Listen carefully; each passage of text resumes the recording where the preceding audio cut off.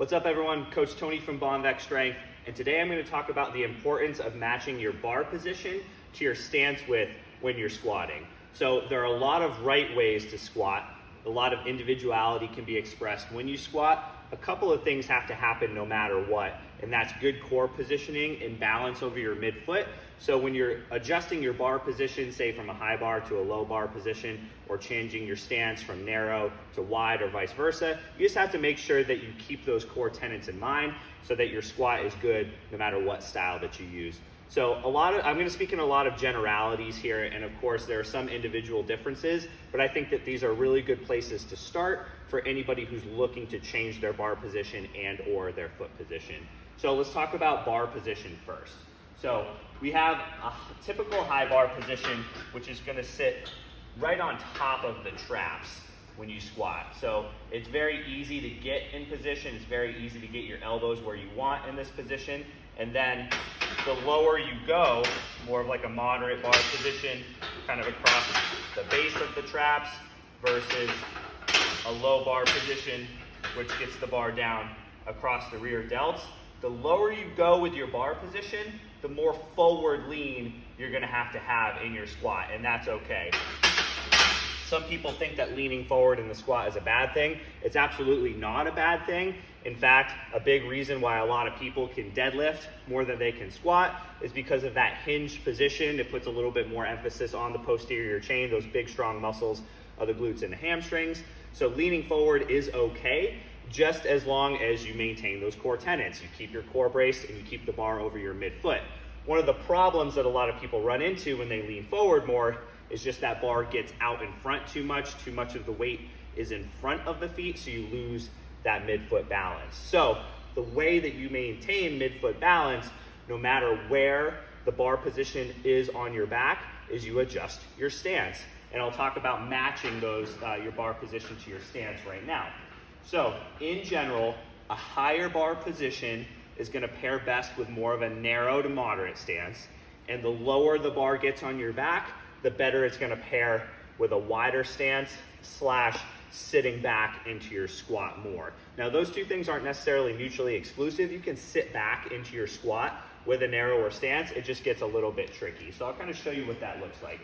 So if I get this bar nice and high across the top of my traps, it lets me pull my elbows down underneath the bar, and it lets me keep a very upright torso in general, because that bar's not wedged into my back and forcing me to lean forward.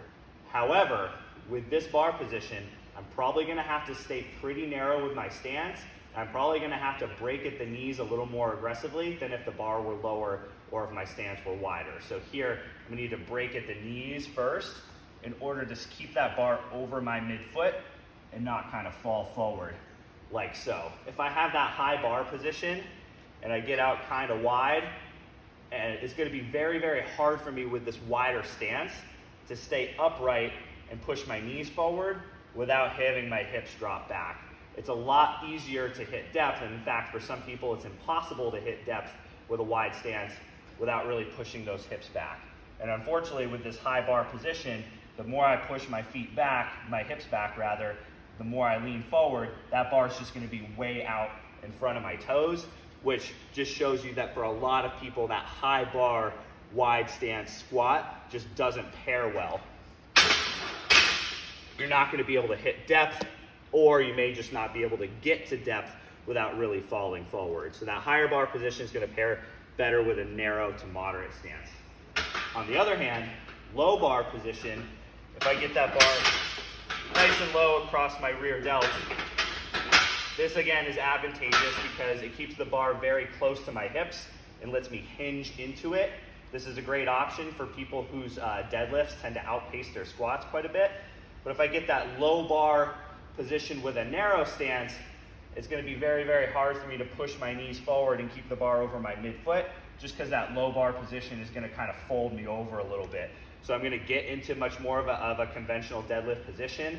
And unfortunately, with the bar on my back versus in my hands, I'm going to have a lot harder time just controlling where I am, and probably going to end up too far out in front. Once again, kind of a common theme there. However, with that low bar position, if I get out quite a bit wider, I brace and I let my hips sit back, I can still keep that bar right over the middle of my foot.